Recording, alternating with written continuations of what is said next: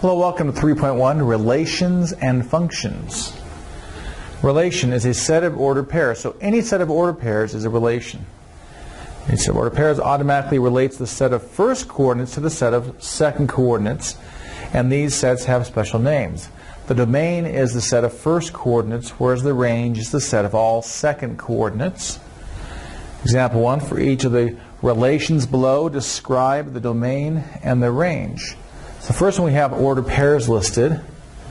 So our domain for this would be 0, -5, 3, and 5. Whereas the range would be 0, 2, 3, and 3 is twice. I'm just going to list it one time. There's a relation. Now we have x plus y. The x coordinates are going to be the domain, and the y the range. So what values can we put in here for x? Well, domain here, we would say x such that x is in the reals. This is called set builder notation. Has a bracket.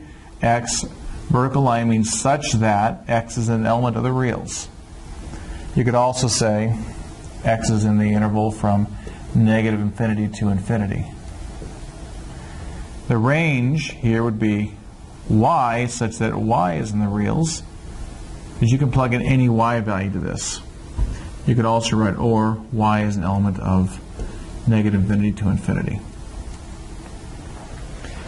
Now for y equals x squared, you can still plug any x value in for that.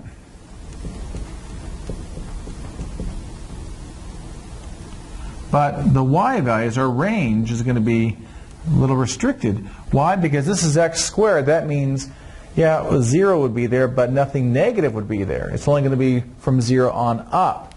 So our y's would be y such that y is an element of the reals, and y is greater than or equal to 0. You could say this from 0 to infinity in interval notation.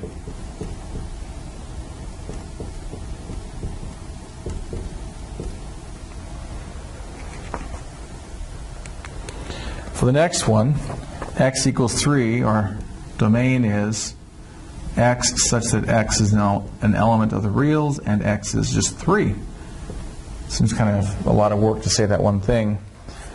Whereas the range, there's no limitation. Y such that y is in the reals.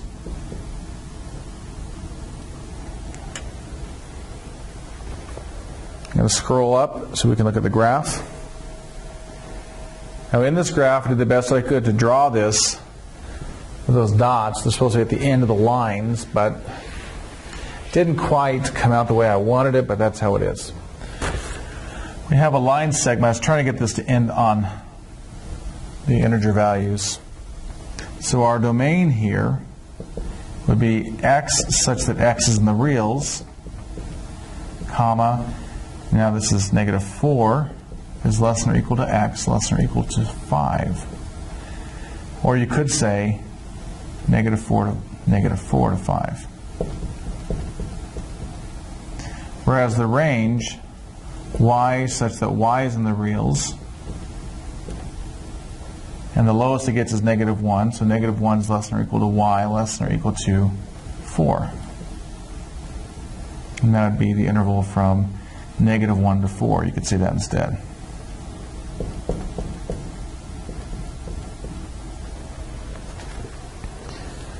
Now for the next one, we have this parabola on its side. So our x values go as little as -4, so x such that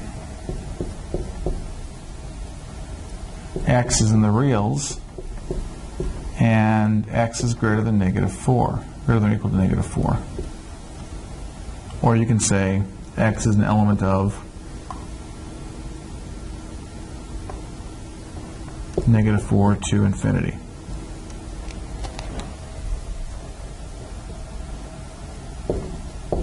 And the range would be, well, it's going down forever that direction, up forever that direction, so it's going forever to -infinity. Let me call this y. Y, such that y is in the reals. Or you could say y is an interval from negative infinity to infinity. So there's no restriction. It's going to go down forever, up forever.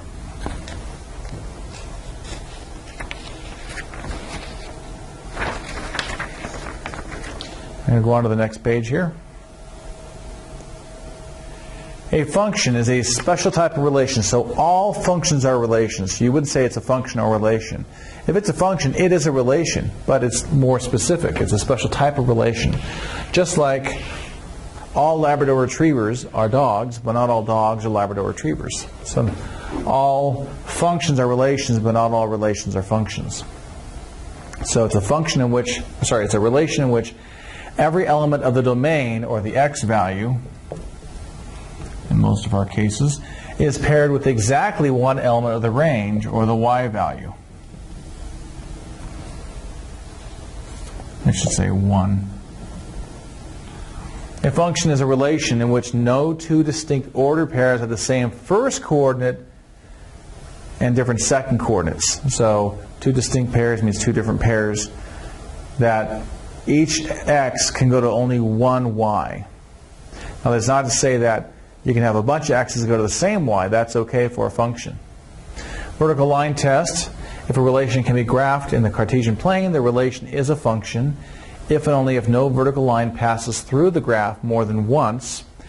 If even one vertical line intersects the graph of the relation 2 or more times, the relation fails to be a function. So I'm going to erase here and move this up. So determine which of the relations are functions. For those that are not, identify two ordered pairs with the same first coordinate. So here I'll go 4. 4 goes to 5. 2 goes to 3. Negative 2 goes to 1. And then 4 goes to negative 1. So if you see here, 4 is going to 5 and to negative 1. So this is not a function. We have it 4 goes to 5 and 4 goes to negative 1. The next one, if I draw vertical lines, it only hits one time, so this is a function.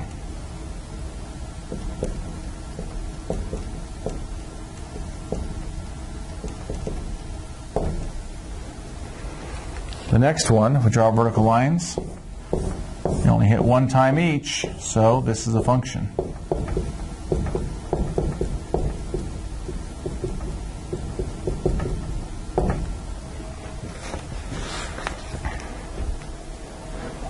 I'm going to scroll up here, so feel free to pause this one.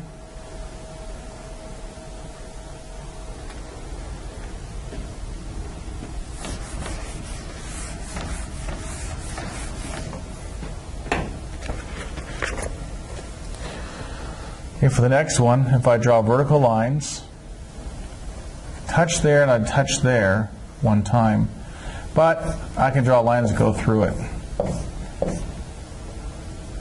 So this is not a function.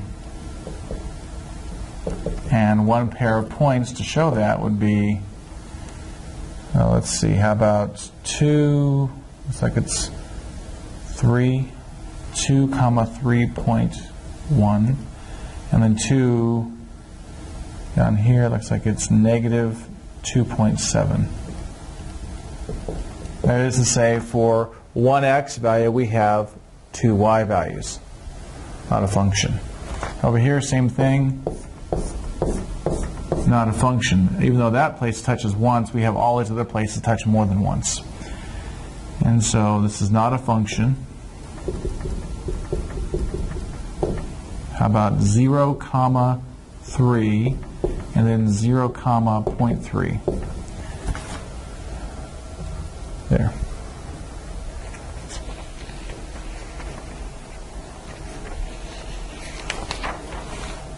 We go on to the next page.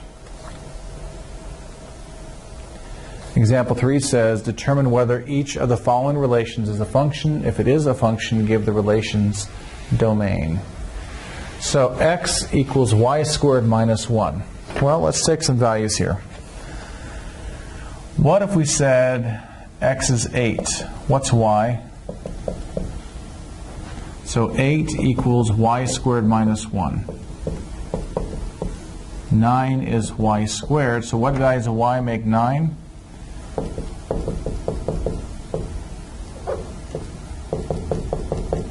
Plus or minus 3, which means 8 corresponds to 3, and 8 corresponds to negative 3. So this is not a function. Now I chose the number 8 because I know I was going to add 1 to both sides and that'd be a perfect square. I didn't have to choose that. I could have chosen like 6. It would have been a pretty answer, but it still would have had enough to show. It would have been 1 plus or minus the square root of 6. Or no. I would come over, it would have been 7. So it would be plus or minus square root of 7. Now this next one, y equals 2x squared plus 4. This is a parabola that opens up.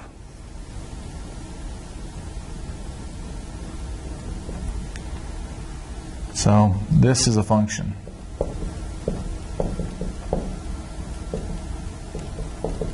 Last one, the y part being squared, not the x, this makes it not a function. In fact, whenever you have a squared y part, it's not going to be a function. It could be a circle, an ellipse, or it could be a parabola on its side. So the domain would be x such that x is in the reals. Or again, you can say x is in the interval from negative infinity to infinity. Now functions are very useful and are used in many applications, including computer programming, quite a bit in computer programming, data analysis and demographic research. Given an element in the domain of a function, the function relates it to a unique element of the range.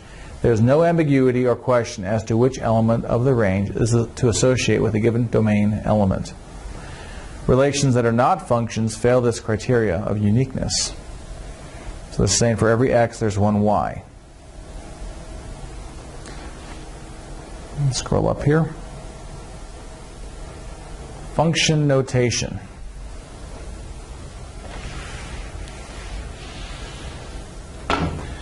It's a way of giving a name to a function being defined, and it gives the user a way to categorize the various functions by giving them different names other than y1, y2, y3. For example, we might say f of x equals, or g of x equals, or h of x equals. Independent variable, in our uses, the independent variable will either be x or t. Dependent variable, in our uses, this will most likely be y or our f of x, or g of x. The value of y depends on the independent variable, or the x or the t. Instead of writing y equals 2x plus 3, we will write f of x equals 2x plus 3. F of x will replace the y in the equations. It is important that we solve for the y variable before we replace it. We need to make it say y equals something, and then we can replace the y with f of x. Argument, the variable or symbol that is used in defining a given function. This serves as nothing more than a placeholder. So we're going to rewrite the following relations as a function of x.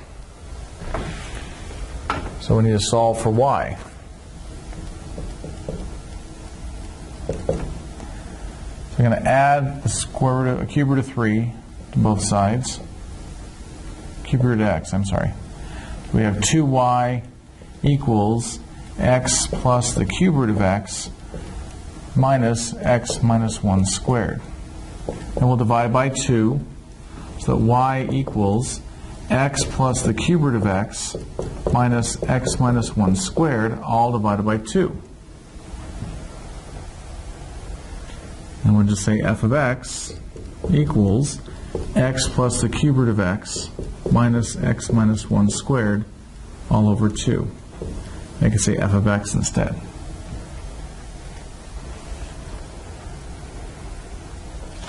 And the next one, we have 9y plus 2 over 6 equals 3x minus 1 over 2. I'm going to clear the fraction out. I'll multiply both sides by the common denominator, which is 6.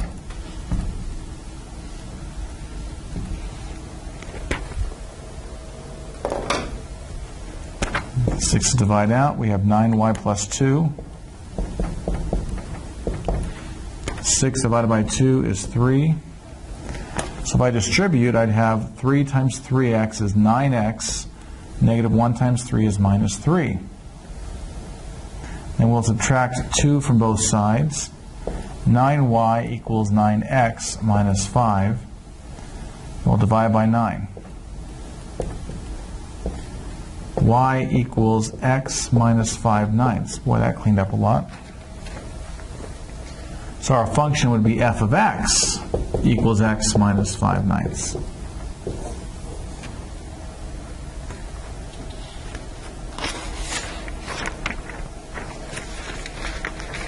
We're going to go on the last page here. So pause if you need to pause.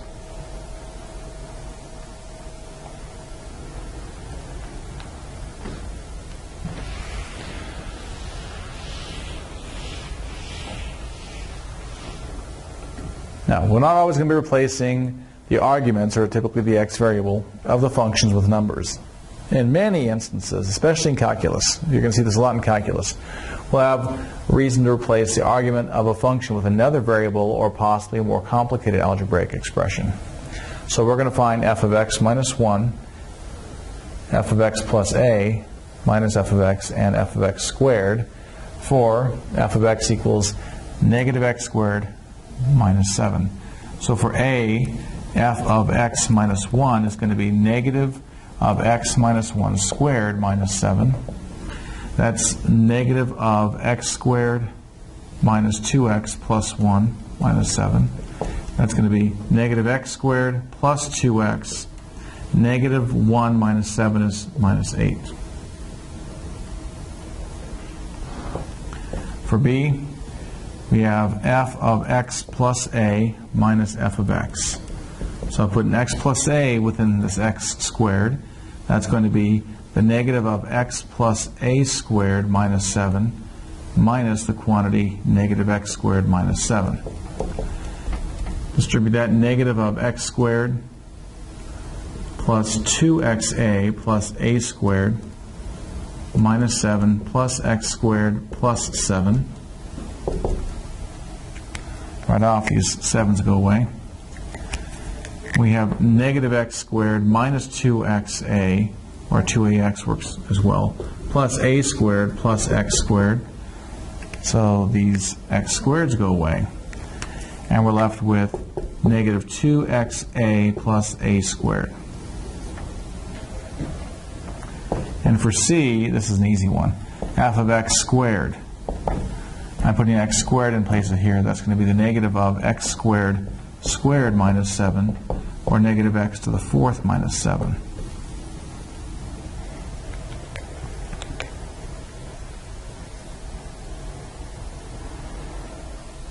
Now we did a lot right there, so if you want to pause that. I'm going to go on to example 6 now. It says find the value for the function below for a, f of 0, b, f of negative 2, c, f of negative 3, d, f of x plus h, and e, f of x plus h minus f of x over h. So we're going to use the answer from D to do the algebra of E.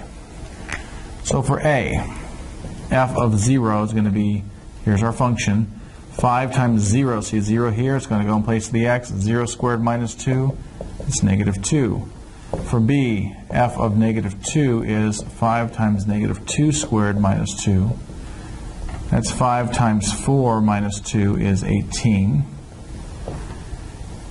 F of negative 3 is going to be 5 times negative 3 squared minus 2. It's 5 times 9 minus 2, which is 43. That's 45 minus 2. And for d, that's going to be 5 times the quantity x plus h squared minus 2. 5 times x squared plus 2xh plus h squared minus 2. That's 5x squared plus 10xh plus 5h squared minus 2. So that's E. D. We're going to use this answer from D when we go for E. So here we have f of x plus h minus f of x all divided by h. Take that last answer, 5x squared plus 10xh plus 5h squared minus 2 minus our f of x. 5x squared minus 2 all over h. That's going to be 5x squared plus 10xh plus 5h squared minus 2 minus 5x squared plus 2 all over h.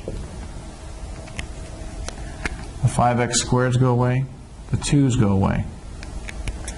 Now every term that's left, if you did this right, every term that is left before we've done the division, every term will have that denominator in it, the h, and you're going to get a problem or two like this in the homework. That's 10xh plus 5h squared all over h. If you divide that out, it's 10x plus 5h. 10xh divided by h is 10x. 5h squared divided by h is 5h. And that is example 6.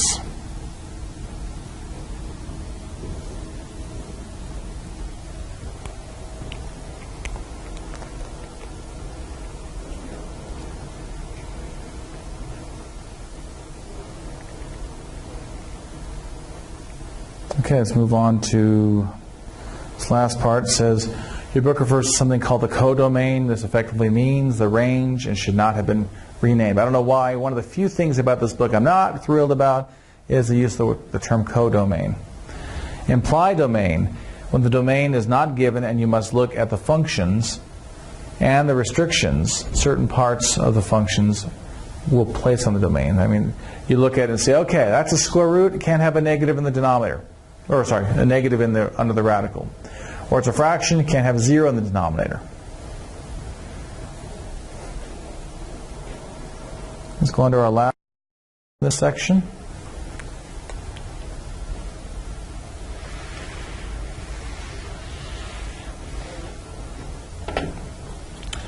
Determine the implied domain of the following function. F of x equals 3x plus 12 to the 1/2. That's like saying the square root of 3x plus 12. So 3x plus 12 must be greater than or equal to 0. So 3x is greater than or equal to negative 12. And we divide by 3. X is greater than or equal to negative 4. So negative 4 to infinity.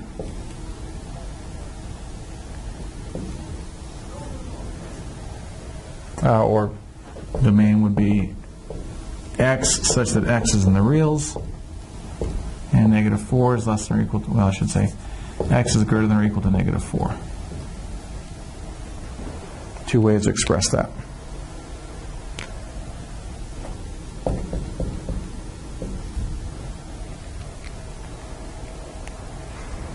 Okay, that'll do it for section 3.1. I hope this was actually more of a reminder than a lesson to you, so, or probably more of a refresher. Okay, send me your questions. Thanks.